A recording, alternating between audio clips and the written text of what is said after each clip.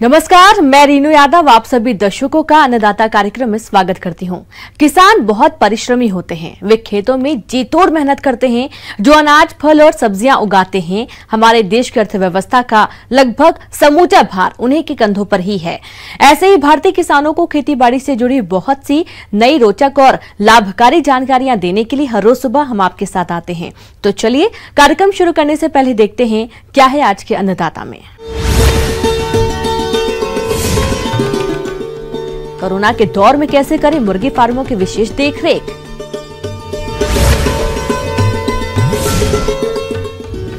Milky mushroom की खेती से किसान कमा सकते हैं अच्छा मुनाफा।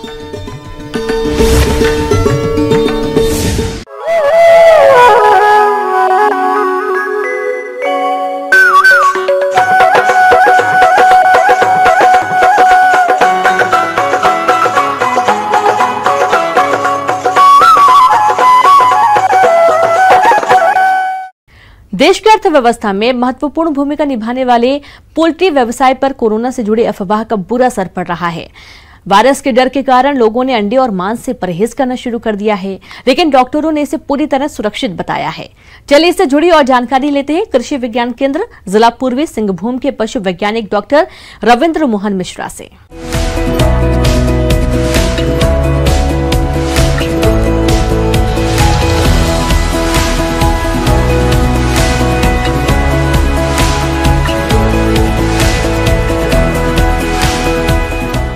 आज हमारा जो विश्व जिस परिस्थिति में गुजर रहा है, एक वैश्विक महामारी जो हर एक देश प्रभावित है और इसमें पशुपालक और मुर्गी पालक को प्रभावित होना स्वाभाविक है। ऐसे में हतोत्साहित नहीं होना है किसान भाइयों। और बहुत तरह के अफवाहें जो विगत दिनों मुर्गी पालकों को लेके और मुर्गी मांस को लेके जो उत्पन्न हुआ है, इससे आपको घबराने की आवश्यकता नहीं है। केंद्र सरकार किसान के साथ है और वो मार्गदर्शन दे रहे हैं। और ये जो दूसरा लॉकडाउन हमारा शुरू हुआ है, इसमें माननीय प्रधानमंत्री जी ने कहा है कि 20 अप्रैल के बाद हम बहुत सारे वस्तुओं पर छूट देने वाले हैं, जिसके वजह से हम देखेंगे कि हमारी फार्म फिर वैसे ही दौड़ पड़ेगी जैसे विगत दिनों में आपने किया था। इसीलिए मैं कुछ बिंदुओं पे आपको प्रकाश डालना चाहूँगा। कोरोना वायरस के डर की वजह से पोल्ट्री फार्म को काफी नुकसान हो रहा है। वायरस के डर के कारण लोगों ने अंडे और मीट से परहेज करना शुरू कर दिया है। सर्दी के मौसम में पोल्ट्री फार्म से अंडा 6 से 8 रुपए के करीब बिकता था, लेकिन अब अंडे का दाम 4 रुपए से ज्यादा नहीं बढ़ा। इस समय मुर्गी व्यवसाय में कौन कौन सी बातों पर ध्यान दें, आइए जानते हैं।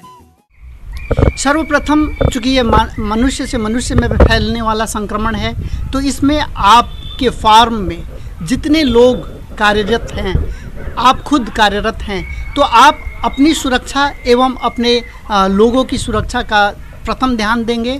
फार्म चूँकि बंद पड़ा होगा अभी, या मुर्गियां पुरानी होंगी जिसको आप बेच चुके होंगे, आप काफ़ी लॉस में गए हैं, तो सर्वप्रथम अपने फार्म का डिसइंफेक्शन अवश्य करेंगे।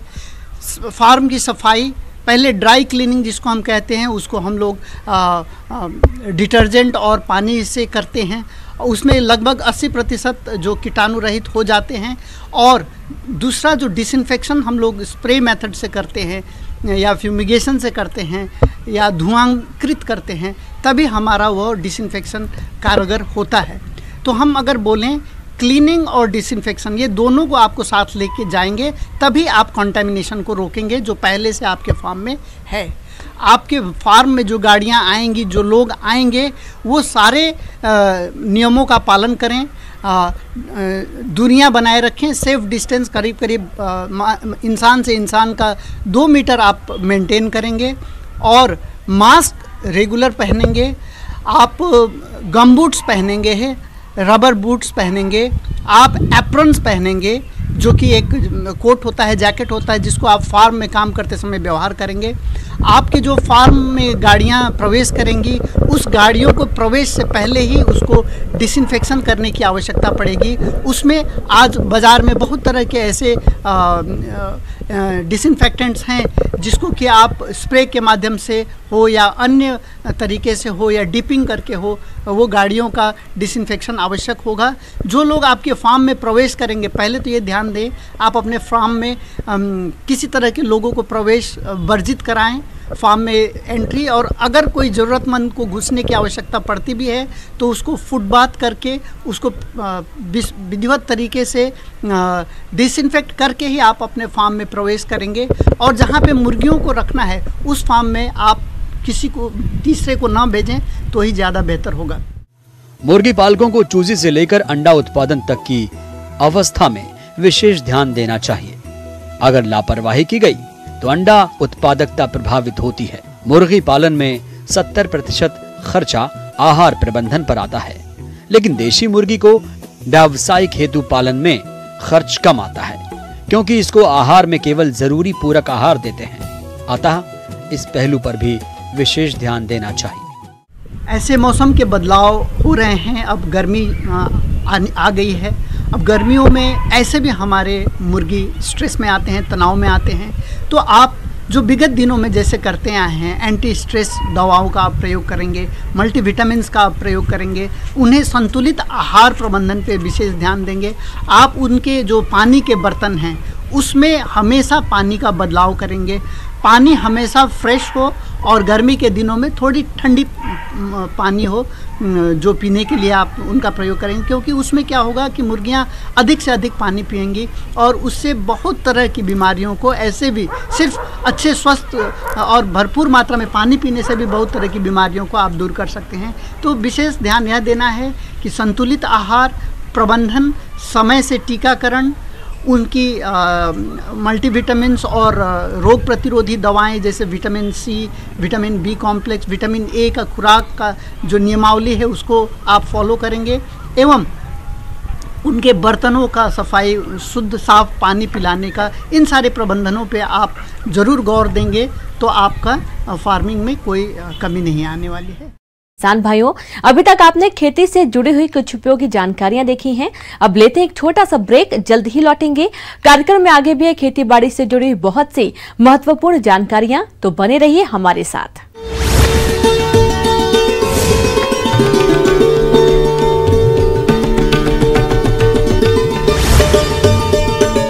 ब्रेक के बाद आप सभी दर्शकों का अन्नदाता में स्वागत है। चलिए अब रुख करते हैं अगली कड़ी की ओर।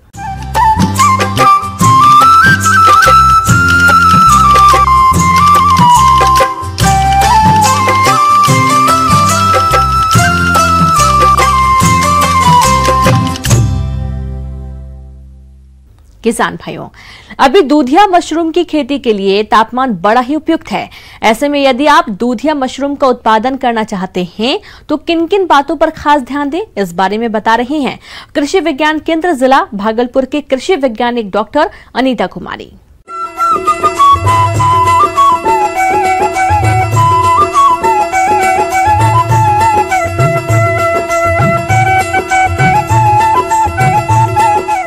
बिहार में आप ऑयस्टर और बटन की खेती तो बहुतायत में कर रहे हैं, लेकिन जो ऑफ सीजन होता है मशरूम का, जो गर्मी का समय होता है, उस समय के लिए आप मिल्की मशरूम या गर्मा मशरूम की खेती कर सकते हैं।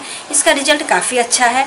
एवं आपको बता दें कि विश्व मशरूम परिवार जो है उसमें मिल्की मशरूम को भारत के द्वारा ही इंट्रोड्यूस किया गया है और यह काफ़ी सफल है। तो बटन मशरूम के सब्स्टिट्यूट के रूप में आप मिल्की मशरूम की खेती कर सकते हैं।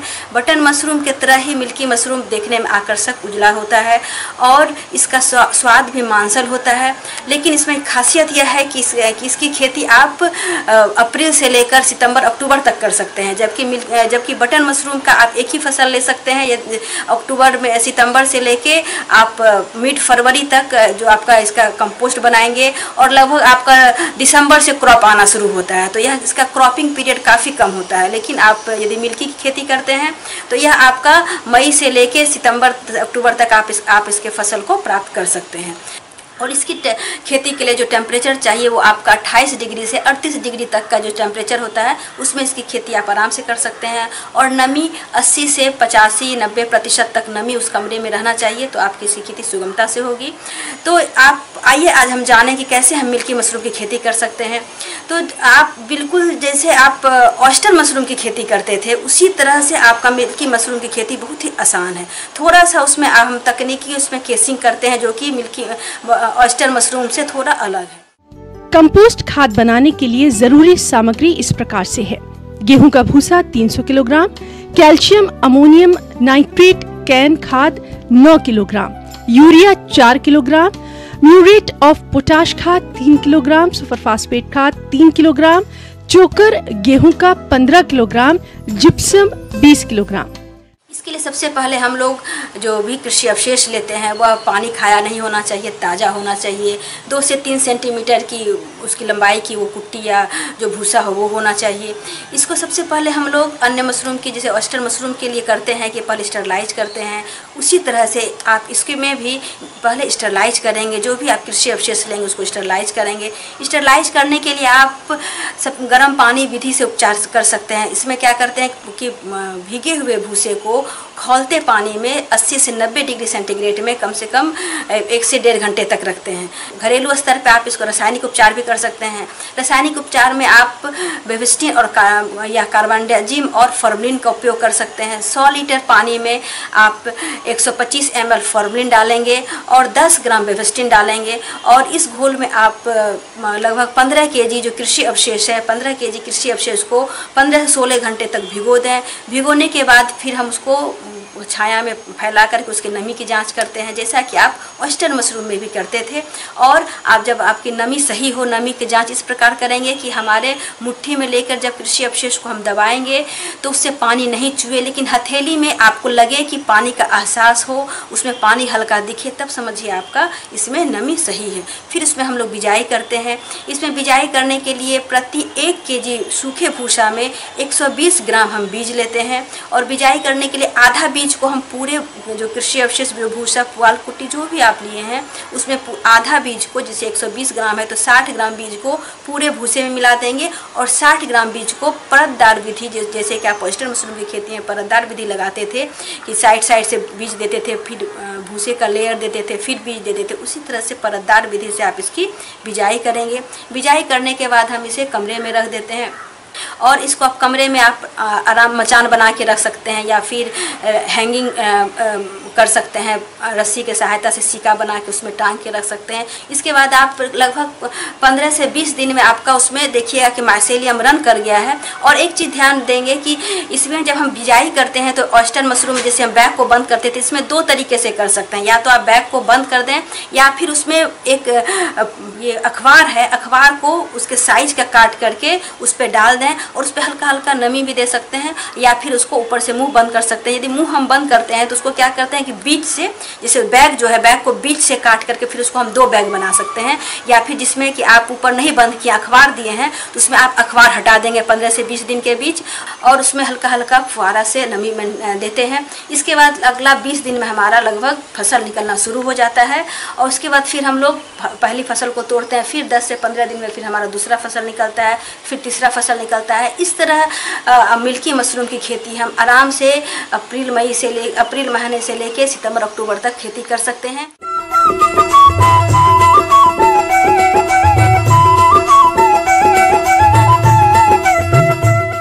आगे और भी खेती बाड़ी से जुड़ी बहुत सी रोचक जानकारियां, पर यहां पर रुकेंगे एक और छोटे से ब्रेक के लिए। जल्द हाजिर होते हैं।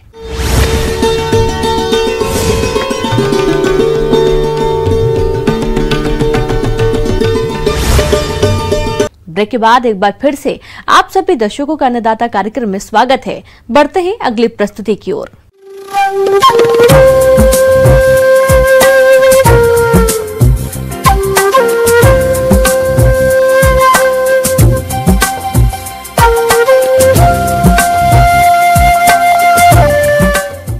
मौसम के अनुसार प्रबंधनों पर टिकी आपकी खेती बाड़ी, और इसलिए मौसम पूर्वानुमान और उस पर आधारित साप्ताहिक कृषि सलाह इस प्रकार है।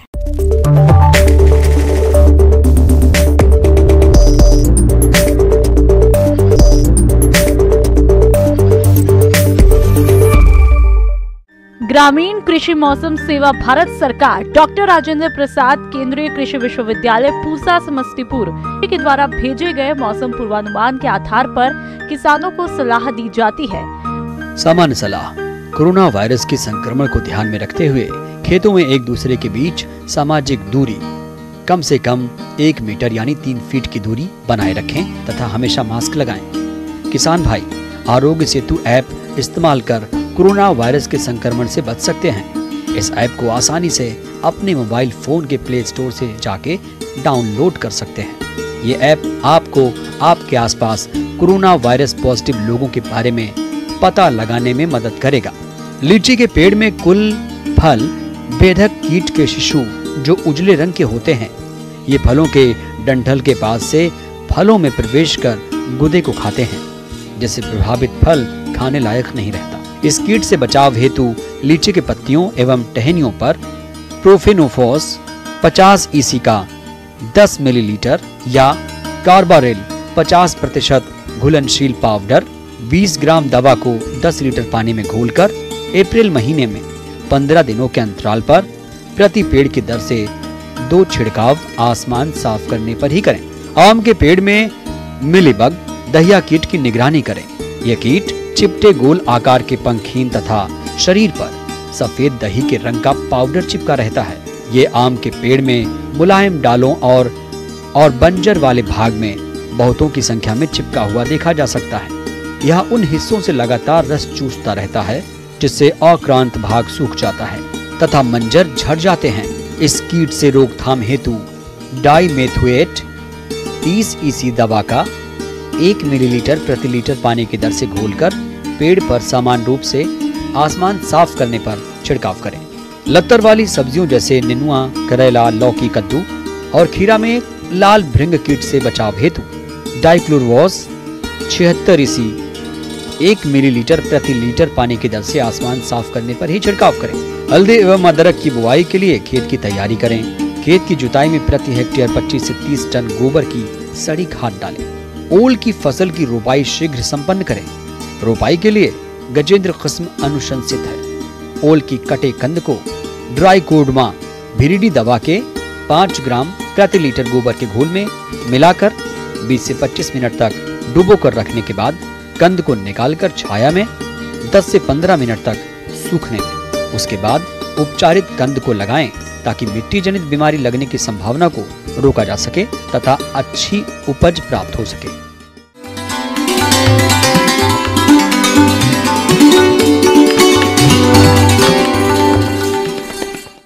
अन्नदाता हेल्पलाइन निःशुल्क फोन संपर्क सेवा के माध्यम से आपके द्वारा पूछे गए प्रश्नों में से 1 या 2 महत्वपूर्ण प्रश्न को हम अपने कार्यक्रम में शामिल करते हैं और इसी के तहत आज का चयनित प्रश्न और उसका जवाब इस प्रकार है।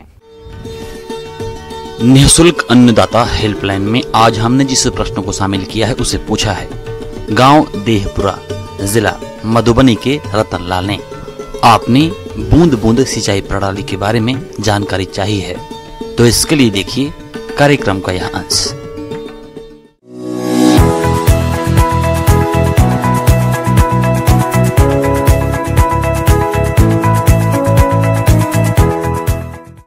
आज हम टपक सिंचाई विधि के बारे में बात करेंगे। जैसा कि हम सभी जानते हैं कि भारत में अधिक से अधिक क्षेत्र को संचित बनाने के लिए यह आवश्यक है कि सीमित जल संसाधनों का अच्छे इस तरह से इस्तेमाल किया जाए कि अधिक से अधिक पैदावार हो। खेतों और बाग बगीचों में परंपरागत तरीके से सिंचाई करने से जल का अधिकतर जो भाग है वो किसी न किसी कारण से नष्ट हो जाता है। प्रदेश के सिंचित क्षेत्रों में 99% सिंचाई बहाव विधि द्वारा की जाती है, जिसमें अधिकांश पानी व्यर्थ चला जाता है और कुल उपयोग किए गए पानी का मुश्किल से 25-30% भाग ही फसलों के उपयोग में आ पाता है। अभी भी हम अपनी खेती के तरीकों में वे बदलाव नहीं ला पाए हैं जिसमें कम पानी की आवश्यकता हो और अधिक उत्पादन मिल सके। अतः पैदावार बढ़ानी हो तो समन्वित जल प्रबंधन, विशेषतः सूक्ष्म सिंचाई प्रणाली की महत्ता को आत्मसात करना होगा। यदि जल प्रबंधन के लिए वैज्ञानिक तौर तरीकों को अपनाया जाए तो जल की बचत की जा सकती है। फसलों की सिंचाई में जल उपयोगिता की कुशलता को बढ़ाने के लिए एक कारगर और महत्वपूर्ण विधि है टपक सिंचाई विधि। टपक सिंचाई विधि में पानी को बूंद बूंद करके पौधों की जड़ या सतह के पास दिया जाता है। इसके क्या क्या फ़ायदे हैं वो इस प्रकार हैं। जल के साथ साथ उर्वरकों को भी सीधे पौधों के पास पहुंचाया जा सकता है और जिससे कि उर्वरक का भरपूर उपयोग होता है। गुणवत्ता के साथ साथ उपज में भी बढ़ोतरी होती है। इसका असमतल और उबड़ खाबड़ फील्ड में भी आसानी से इस्तेमाल किया जा सकता है और इसका जो सबसे मुख्य जो फ़ायदा है वो ये है कि इससे जल की बचत होती है। यह एक ऐसी सिंचाई पद्धति है जिसमें पौधों की आवश्यकता अनुसार पानी बूंद बूंद करके पौधों के पास दिया जाता है। इस विधि से सिंचाई करने पर पानी की 50 से 70% तक की बचत के साथ ही मजदूरी की भी बचत होती है। न्यायोचित जल प्रबंध से भूमि में वायु एवं जल का सही अनुपात होने से पौधे स्वस्थ रहते हैं। बूंद बूंद विधि रेतीली और खारी जमीन पर खारे पानी के लिए भी अनुकूल है। जो इसकी जो मुख्य उपकरण होते हैं टपक सिंचाई विधि के वो हैं पंप और sand filter, screen filter, main pipe जो कि मुख्य पाइप, अप मुख्य पाइप, लैटरल पाइप। जो मोटर है वो किसी भी स्रोत से पानी को हमारे इसमें पाइप में भेजने के लिए इस्तेमाल करते हैं। सैंड फिल्टर का काम रहता है कि जो भी उसमें पानी में मौजूद जो गंदगी है उसको फिल्टर करना। उसके बाद जो और जो सूक्ष्म गंदगी जो पानी में रहती है उसको स्क्रीन फिल्टर से सूक्ष्म कणों को या डिस्क फिल्टर से निकाला जाता है। उसके बाद पानी को मेन पाइप में भेजा जाता है। लैटरल पाइप जो कि काले रंग की पतली एक नली रहती है और जिससे कि ड्रिपर अटैच रहते हैं। ड्रिपर कई तरह के होते हैं जिनका प्रवाह 1 लीटर से 16 लीटर पर आवर तक अलग अलग हो सकता है। खाद के इस्तेमाल के लिए हम इसमें वेंचुरी मीटर का इस्तेमाल होता है जिसको हम सैंड फिल्टर में आ रहे पाइप से ही जोड़ दिया जाता है। वेंचुरी मीटर के बीच में एक पारदर्शी पाइप लगा होता है जिसको खाद वाले टैंक में डाल दिया जाता है। इसको कंट्रोल करने के लिए और नॉन रिटर्निंग वाल्व और दबाव मापी रहता है। पौधों की सिंचाई के लिए प्रत्येक पौधे के पास शाखा में ड्रिपर लगा दिए जाते हैं। ड्रिप सिंचाई के लिए मुख्यतः मोनो ब्लॉक पंप इस्तेमाल किए जाते हैं। पानी की अधिक मात्रा में आवश्यकता होने पर अथवा जल स्तर गहरा होने पर बड़े पंप की आवश्यकता होती है। प्रत्येक पौधे हेतु ड्रिपरों की संख्या एवं क्षमता पौधों की प्रतिदिन जल मांग पर निर्भर करती है। प्रारंभ में पौधों को कम पानी की आवश्यकता होती है, परंतु धीरे धीरे पौधे का फैलाव बढ़ने से विकास के साथ पानी की आवश्यकता भी बढ़ती जाती है। वाष्पोत्सर्जन की दर के हिसाब से दिसंबर जनवरी में बूंद बूंद संयंत्र चलाने का समय आधा घंटा जबकि मई जून में 2 से 3 घंटे रखना होता है। वाष्पीकरण से होने वाले नुकसान को कम करने के लिए प्लास्टिक मल्च का प्रयोग किया जा सकता है। इसकी देखरेख के लिए जो हर फसल की कटाई के बाद हर किसी फिल्टर को साफ किया जाता है। लैटरल पाइप को यदि उसमें कुछ बाइकार्बोनेट या कार्बोनेट के कारण ड्रिपर चौक ना हो इसलिए उसका केमिकल ट्रीटमेंट भी किया जाता है। सैंड फिल्टर को साफ करने के लिए पानी को नीचे से ऊपर की तरफ बैक फ्लश वाल्व को बाद में खोल दिया जाता है जिससे कि सैंड फिल्टर में मौजूद जो गंदगी है वो निकल जाए। इस विधि के प्रोत्साहन के लिए केंद्र सरकार और राज्य सरकार इसके लिए अलग अलग अनुदान देती है जो कि SC ST OBC हर किसी के लिए अलग अलग है। इसकी अधिक जानकारी के लिए हम बिहार गवर्नमेंट की डिपार्टमेंट ऑफ एग्रीकल्चर की साइट को विजिट कर सकते हैं। अब आइए देखते हैं कल दिखाए जाने वाले कार्यक्रम की मुख्य झलकियां। नींबू के बागों में लगने वाले रोगों की रोकथाम,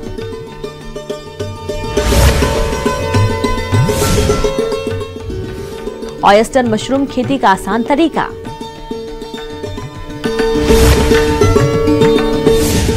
किसान भाइयों, अन्नदाता आपकी सेवा के लिए संकल्परत है। कृषि संबंधित समस्या एवं सुझावों के लिए आप हमें इस पते पर संपर्क कर सकते हैं। प्रोड्यूसर अन्नदाता news 18 Bihar Jharkhand, Ramoji film city Hyderabad 501512। साथ ही आप हमें ईमेल भी कर सकते हैं। हमारा ईमेल है p18annadatabihar@nw18.com। और इसके अतिरिक्त आप हमें निःशुल्क हेल्पलाइन नंबर 180041922155 पर सोमवार से शनिवार सुबह 10 से शाम 4 बजे के बीच संपर्क कर सकते हैं।